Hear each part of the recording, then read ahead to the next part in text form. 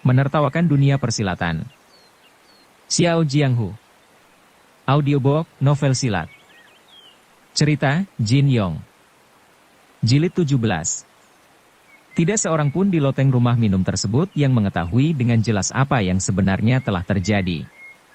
Entah bagaimana, tiba-tiba dada kakak dari Taisan itu sudah terluka dan menyemburkan darah.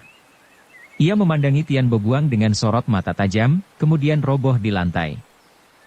Yilin kemudian menoleh ke arah pendeta Tiansong yang terbaring di samping mayat Chi Bai Cheng, kemudian melanjutkan, paman dari Taisan itu lantas maju menyerang Tian Boguang dengan pedangnya pula. Tentu saja ilmu silat paman itu lebih hebat daripada keponakannya tadi. Namun, Tian Boguang mampu menangkis semua serangannya sambil tetap duduk di atas bangku. 30 jurus terlewati namun penjahat itu tidak juga berdiri. Ia mampu mengatasi semua serangan paman itu. Pendeta Tianmen tertegun mendengarnya. Ia kemudian menoleh kepada Tiansong dan bertanya, "Adik, apakah ilmu silat penjahat itu sedemikian hebat?" Tiansong tidak menjawab. Ia hanya menghela napas panjang kemudian memalingkan muka ke arah lain. Yilin melanjutkan, pada saat itulah kakak Linghu melolos pedangnya dan segera menyerang Tian Boguang. Penjahat itu langsung berdiri dan menangkis. "Apa kau tidak salah, Seladingi?" Pendeta Tiansong menyerang dengan 30 jurus namun tidak mampu membuatnya berdiri. Mengapa serangan Ling Hu Chong yang hanya sekali langsung membuat keparat itu bangun? Memangnya ilmu silat Ling Hu Chong lebih hebat daripada pendeta Tiansong? Yilin menjawab, begitulah yang terjadi. Tian Boguang berkata, saudara Ling Hu sudah kuanggap sebagai kawan yang sederajat. Karena kau menyerangku sambil berdiri, maka aku pun ikut berdiri. Jika aku tetap saja duduk di sini, itu berarti aku tidak menghormati dirimu. Meskipun ilmu silatku jauh lebih hebat, namun tidak sepantasnya aku menghina dirimu. Nah, kalau menghadapi si hidung kerbau itu, maka ceritanya tentu lain. Kakak Ling Hu menjawab, terima kasih atas pujianmu. Aku tidak pantas menerima penghormatan setinggi ini. Usai berkata, ia kembali menyerang Tian Boguang sebanyak 3 kali. Guru, 3 serangan kakak Ling Hu ini sungguh cepat dan mengerikan. Sinar pedangnya terlihat mengepung rapat tubuh Tian Boguang.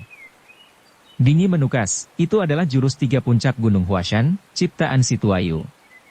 Konon, serangan kedua lebih hebat daripada yang pertama, dan yang ketiga lebih hebat daripada yang kedua. Lantas, bagaimana cara Tian Boguang menangkisnya? Yilin menjawab, tiap kali menangkis, Tian Boguang mundur 1 langkah. Jadi, ia mundur sebanyak 3 langkah. Sambil mundur ia memuji, jurus bagus. Kemudian ia berpaling ke arah paman Tiansong dan bertanya, hidung kerbau, kenapa kau tidak bergabung mengeroyok aku? Memang, sejak kakak Ling Hu menyerang untuk yang pertama kalinya, paman Tiansong langsung melangkah mundur. Paman Tiansong menjawab, aku seorang kesatria dari perguruan Taisan. Mana mungkin aku merendahkan diriku dengan bertarung melawan penjahat busuk seperti dirimu? Saya pun menyahut, paman jangan salah paham. Kakak Ling Hu orang yang baik. Paman Tiansong menjawab, orang baik apanya? Mungkin yang benar, dia adalah begundal Tian Boguang yang paling baik. Usai berkata demikian tiba-tiba paman Tiansong menjerit kesakitan. Beliau mendekap dada sambil memandang heran. Saya melihat darah mengalir melalui sela-sela jari tangan paman Tiansong.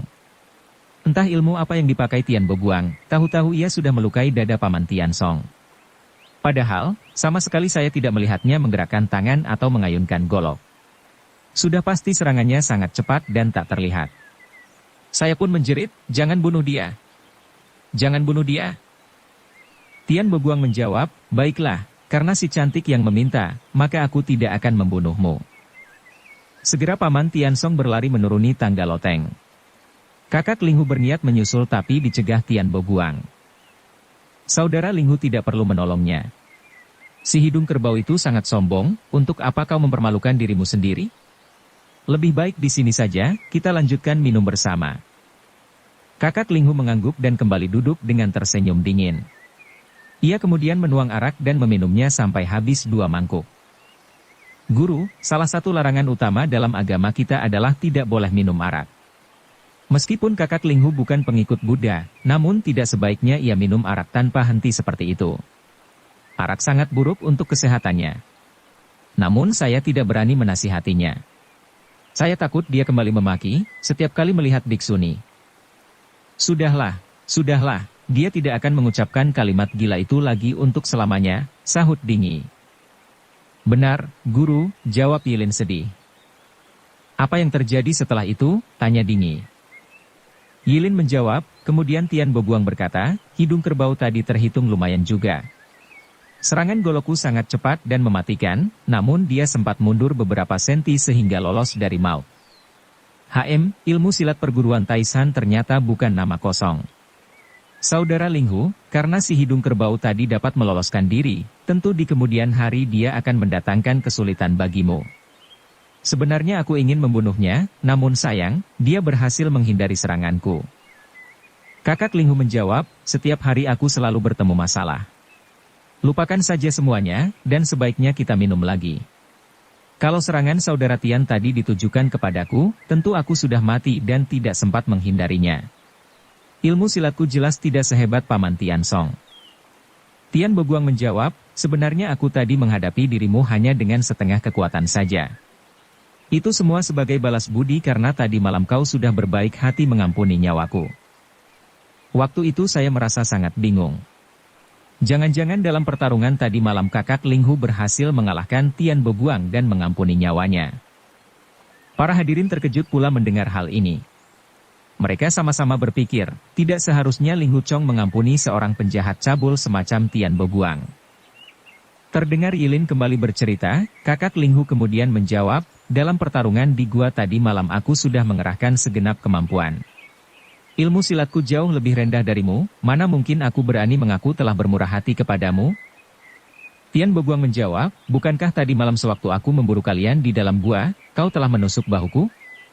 Waktu itu aku hanya mendengar suara biksuni cilik ini, sedangkan kau telah menahan napasmu.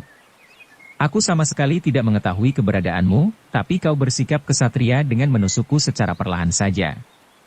Saudara Linghu, sebenarnya kau bisa saja membunuhku dengan mudah. Bagiku kau bukan pemuda biasa, tapi seorang laki-laki sejati yang tidak sudi membunuh orang lain secara licik. Kakak Linghu menjawab, tadi malam aku tidak tahan melihatmu mendekati biksuni ini. Meskipun aku tidak suka terhadap biksuni, namun aku juga tidak suka menyaksikan pemerkosaan. Apalagi dia ini murid perguruan Heng Shan. Sebagai sesama anggota Serikat Pedang Lima Gunung, mana mungkin aku berpeluk tangan menyaksikan saudaraku disakiti? Maka itu, aku pun menusukmu sebelum kau mendekatinya. Tian Bobuang berkata, meskipun demikian, andai saja kau dorong pedangmu 2 atau 3 senti lagi, tentu nyawaku sudah melayang. Tapi mengapa ketika pedangmu sudah mengenai sasaran tiba-tiba kau tarik kembali? Kakak Linghu menjawab, sebagai murid Huashan sejak kecil aku dididik guruku untuk selalu bersikap kesatria. Aku tidak akan membunuh musuh secara diam-diam.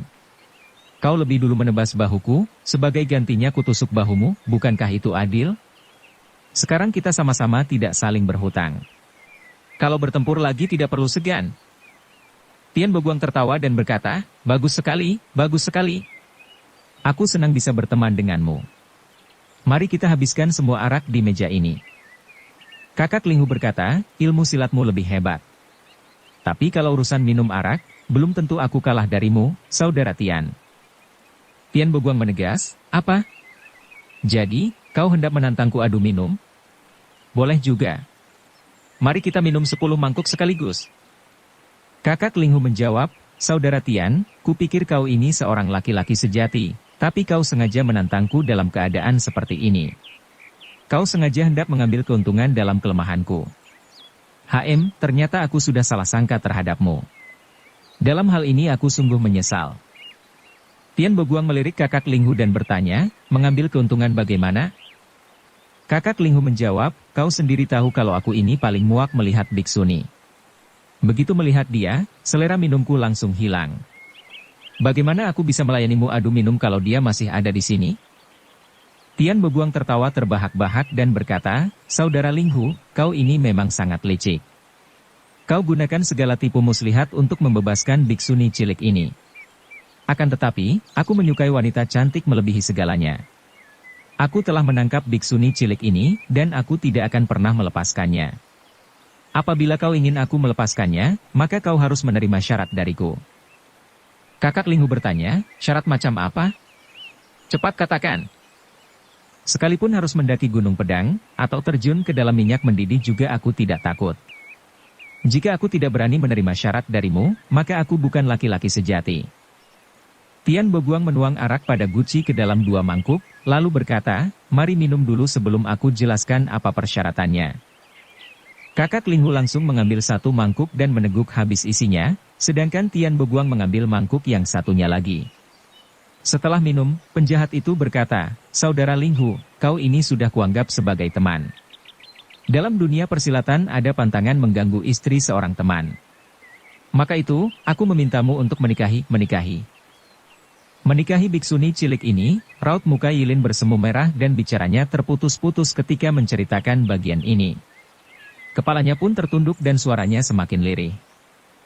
Omong kosong, bentak Dingi sambil kembali menggebrak meja. Benar-benar manusia cabul yang tidak tahu adat. Lalu bagaimana setelah itu? Yilin menjawab dengan suara lembut, Tian Boguang terus saja mengoceh untuk mendesak kakak Linghu. Ia berkata, seorang laki-laki sejati pantang menjilat ludahnya sendiri. Perkataan yang sudah diucapkan bagaikan kereta kuda yang tidak bisa ditarik mundur. Apabila kau menikahi biksuni cilik ini, maka aku akan melepaskannya. Tidak hanya itu, aku bahkan membungkuk kepadanya dan menaruh penghormatan besar kepada biksuni cilik ini. Inilah syarat yang aku ajukan. Kakak Linghu menjawab, kau suruh aku menikahinya. Apa kau ingin membuatku sial seumur hidup? Sudahlah, kau cari syarat yang lain saja. Tapi Tian Boguang terus saja mengoceh. Katanya kalau biksuni memelihara rambut tentu tidak bisa disebut biksuni lagi. Dia terus berkata macam-macam. Entah apa saja yang diucapkannya karena saya memejamkan mata dan menutup kedua telinga. Kakak Linghu akhirnya membentak, tutup mulutmu. Persetan dengan syaratmu itu. Kita ini kaum persilatan. Syarat yang paling baik adalah bertempur sampai salah satu dari kita mati. Tian Boguang menjawab dengan wajah mengejek, kalau bertarung jelas kau ini bukan tandinganku. Memang benar, jawab kakak Linghu. Kalau bertempur sambil berdiri, memang aku bukan tandinganmu. Pertama, karena ilmu ringan tubuhmu sangat sempurna. Kedua, karena aku sendiri sudah terluka dan kehilangan banyak darah. Oleh karena itu, aku menantangmu bertarung sambil duduk. Mendengar sampai di sini para hadirin terkejut bukan main. Mereka masih ingat cerita Yilin tentang betapa hebatnya ilmu silat Tian Boguang. Sambil tetap duduk di atas bangku, penjahat itu telah membunuh Chi Bai Cheng dalam sekali serang. Juga bagaimana dia menangkis semua serangan pendeta Tian Song sebanyak 30 jurus tanpa bangkit sedikit pun. Akan tetapi, Ling Hu Chong justru menantangnya bertarung sambil duduk. Hisanki mengangguk dan berkata, apa yang dilakukan Ling Hu Chong sungguh cerdik. Menghadapi penjahat seperti Tian Boguang memang harus memancing kemarahannya terlebih dulu. Yilin berkata, namun Tian Boguang sama sekali tidak marah mendengar tantangan itu. Dia justru memuji, Saudara Ling Hu, aku mengagumi keberanianmu, tapi tidak kagum terhadap ilmu silatmu. Kakak Ling Hu membalas, aku mengagumi ilmu golokmu yang dilakukan sambil berdiri, bukan ilmu golok sambil duduk. Tian Boguang bergelak tawa dan berkata, ada satu hal yang tidak kau ketahui. Sewaktu masih remaja, aku pernah menderita sakit lumpuh. Selama 2 tahun aku berlatih golok sambil duduk. Boleh dikata, bertarung sambil duduk adalah keahlianku yang sangat istimewa. Bukankah tadi kau melihat sendiri bagaimana aku menghadapi si Hidung, si pendeta dari Taisan tanpa berdiri sedikit pun? Sebenarnya aku tidak bermaksud merendahkannya, namun hanya sekadar memperagakan keahlianku yang satu itu. Dalam hal ini, jelas kau bukan tandinganku, Saudara Ling Hu. Dengan tenang kakak Ling Hu menjawab, Saudara Tian, ada satu hal pula yang tidak kau ketahui. Karena sakit lumpuh, kau telah berlatih ilmu golok sambil duduk selama 2 tahun. Hanya 2 tahun saja. Padahal, hampir setiap hari aku berlatih ilmu pedang sambil duduk. Ilmu silatku memang lebih rendah darimu. Namun, untuk yang satu ini jelas kepandaianku lebih tinggi. Mendengar sampai di sini para hadirin serentak berpaling ke arah Lao Denuo seolah ingin tahu apakah perguruan Huashan memang memiliki teknik bertarung sambil duduk. Lao Denuo yang menyadari isi pikiran mereka buru-buru menggeleng sambil menjawab, tidak benar. Dalam perguruan kami tidak terdapat ilmu pedang sambil duduk. Kakak pertama hanya bercanda. Yilin melanjutkan ceritanya, begitulah, Tian Boguang juga merasa heran. Ia pun berkata, apa benar demikian, Saudara Linghu? Wah, pengalamanku benar-benar sempit. Aku jadi penasaran ingin melihat seperti apa ilmu pedang Huashan sambil duduk itu. Kalau boleh tahu, apa nama jurus tersebut? Kakak Linghu menjawab, ilmu pedang sambil duduk ini bukan ajaran guruku, melainkan hasil ciptaanku sendiri. Tian Boguang terkesima dan memuji, Saudara Linghu, kau ini benar-benar pandai dan berbakat. Sungguh mengagumkan. Para hadirin memaklumi mengapa Tian Boguang berkata demikian. Bagi seorang pesilat, menciptakan jurus baru merupakan suatu hal yang sangat sulit. Hanya seorang tokoh papan atas yang berilmu tinggi atau berwawasan luas saja yang bisa melakukannya. Sebuah perguruan ternama seperti Huashan telah berdiri selama ratusan tahun dan setiap jurus-jurusnya telah diperbaiki dan diuji ribuan kali. Untuk memperbaiki satu jurus saja bukanlah hal yang mudah, apalagi menciptakan sebuah jurus baru. Diam-diam Lao Denwo merasa heran. Ia berpikir, apakah kakak pertama telah menciptakan sebuah jurus pedang baru? Mengapa ia tidak pernah cerita kepada guru? Yilin melanjutkan, waktu itu kakak Linghu tertawa dan berkata, ilmu pedang ciptaanku ini sangat bau, kau tidak perlu mengaguminya. Tian Boguang heran dan bertanya, mengapa demikian? Jurus pedang biasanya disebut bagus atau buruk, kenapa yang ini kau sebut bau?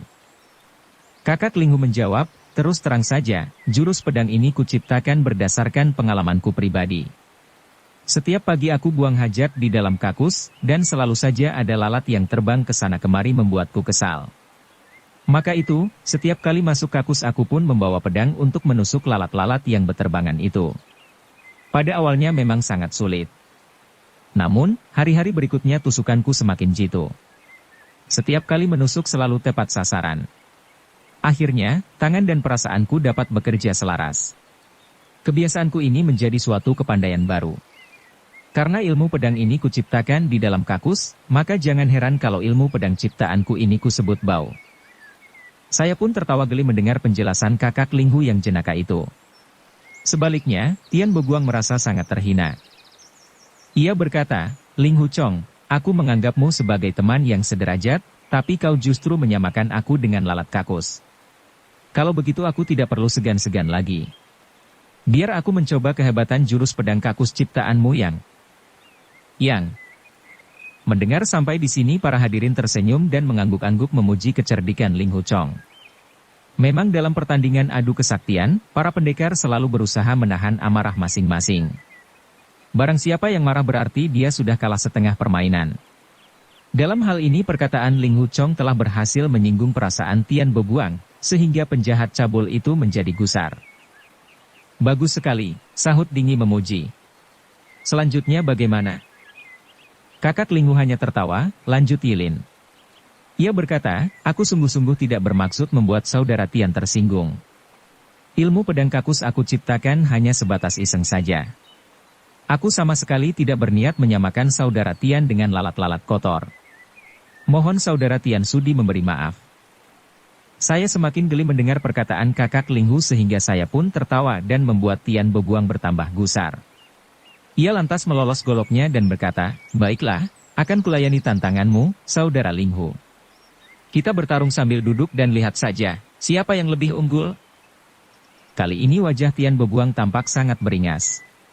Saya khawatir jangan-jangan dia berniat membunuh kakak Linghu. Namun, kakak Linghu tetap terlihat tenang. Ia berkata sambil tertawa, sebenarnya aku merasa sayang kalau harus bertanding melawan seorang teman baru sepertimu. Mengapa persahabatan yang baru terjalin ini harus rusak hanya karena ilmu pedangku yang bau? Dalam pertarungan sambil duduk, jelas kau bukan tandinganku. Jika saudara Tian melayani tantanganku, aku takut tersiar kabar bahwa Linghu Chong sengaja mengambil keuntungan dari kelemahan Tian Boguang. Kemenangan seperti ini jelas bukan kemenangan yang gemilang. Tian Boguang menjawab, tidak benar. Pertandingan ini terjadi karena sukarela. Tidak seorang pun akan menyalahkanmu atas masalah ini. Kakak Linghu menegas, jadi, saudara Tian secara sukarela bersedia bertanding denganku? Tian Boguang menjawab, tepat sekali. Bertarung sambil duduk? Ya, bertarung sambil duduk. Kalau begitu kita harus tentukan aturannya. Siapa yang berdiri lebih dulu sebelum jelas pihak mana yang menang, maka dia dinyatakan kalah, kata kakak Ling Hu. Setuju. Siapa yang berdiri lebih dulu dinyatakan kalah, sahut Tian Boguang. Kakak Ling Hu kembali bertanya, lalu, apa ketentuan bagi yang kalah? Terserah padamu, jawab Tian Boguang. Begini saja, sahut kakak Ling Hu. Aku mempunyai 2 hukuman. Pertama, barang siapa yang kalah tidak boleh lagi bersikap kurang ajar kepada biksuni cilik ini. Bila bertemu harus memberi hormat. Guru, saya Tian Boguang menyampaikan salam hormat. Apa maksudmu? Dari mana kau tahu kalau aku yang akan kalah? Kalau kau yang kalah bagaimana? Sahut Tian Boguang. Sama saja, jawab kakak Ling Hu. Intinya, barang siapa yang kalah wajib bergabung dengan perguruan Hengshan untuk menjadi murid biksuni cilik ini, serta menjadi cucu murid biksuni Dingi.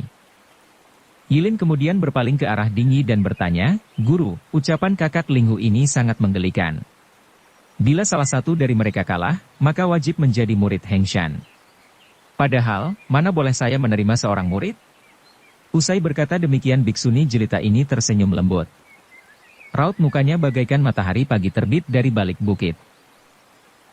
Manusia-manusia kasar seperti mereka suka bicara apa saja. Kau tidak perlu terlalu mempercayainya. Ling Hu Chong hanya berusaha membuat Tian Boguang marah, jawab Dingi. Usai berkata demikian ia lantas berpikir bagaimana Ling Hu Chong bisa menghadapi Tian Boguang.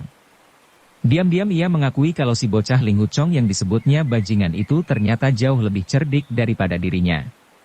Biksuni tua ini lantas bertanya, bagaimana cerita selanjutnya? Melihat kakak Ling Hu berbicara dengan penuh percaya diri, Tian Boguang tampak mulai ragu-ragu, lanjut Yilin. Sepertinya ia khawatir jangan-jangan kakak Ling Hu memang menyimpan kepandaian istimewa, yaitu mahir bertarung sambil duduk. Kembali kakak Ling Hu memancing amarahnya, jika kau belum siap menjadi murid perguruan Hengshan, sebaiknya pertandingan ini dibatalkan saja. Tian Boguang bertambah gusar dan berkata, omong kosong. Baiklah, aku setuju dengan aturanmu. Barang siapa yang kalah wajib menjadi murid biksuni cilik ini. Mendengar hal ini saya pun berseru, aku tidak bisa menerima kalian sebagai murid. Kepandaianku rendah, dan guruku juga tidak mungkin mengizinkan. Lagi pula anggota perguruan Hengshan adalah kaum perempuan semua. Mana boleh, mana boleh. Tiba-tiba kakak Ling Hu menukas, diam kau. Aku sedang berunding dengan saudara Tian. Kau tidak boleh ikut campur. Kemudian ia berpaling kepada Tian Boguang. Nah, hukuman yang kedua adalah sebagai berikut, barang siapa yang kalah wajib mengayunkan senjata kepada diri sendiri dan menjadi kasim. Guru, sebenarnya apa maksud perkataan kakak Ling Hu ini? Mohon Guru Sudi memberi penjelasan. Para hadirin tertawa mendengar kepolosan Yilin. Rupanya biksuni kecil ini tidak tahu kalau yang dimaksud dengan kasim adalah pelayan kaisar yang telah dikebiri atau dipotong kemaluannya. Dingi tersenyum geli dan menjawab, itu hanyalah istilah kotor yang biasa diucapkan kaum bajingan. Anak manis, sebaiknya kau tidak perlu tahu apa artinya. Oh, jadi itu hanyalah kata-kata buruk, ujar Yilin mengangguk-angguk. Ia lantas kembali bercerita, Tian Boguang kemudian berkata, Saudara Ling Hu, apa kau yakin pasti menang jika bertanding denganku? Kakak Ling Hu menjawab, tentu saja. Jika bertarung sambil berdiri aku menempati urutan ke-89 dalam dunia persilatan. Tapi jika bertempur sambil duduk, maka urutanku terhitung nomor 2. Tian Boguang terlihat heran dan bertanya, kalau begitu, siapa yang menempati urutan pertama? Kakak Ling Hu menjawab, tentu saja pemimpin aliran sesat yang bernama Dongfang Bubai. Mendengar nama Dongfang Bubai disebut, seketika wajah para hadirin berubah pucat. Menyadari hal itu Yilin merasa serba salah. Ia pun bertanya, Guru, apakah saya salah bicara? Bersambung ke jilid 18. Dukung kami dengan subscribe, follow, like, komen dan share. Terima kasih.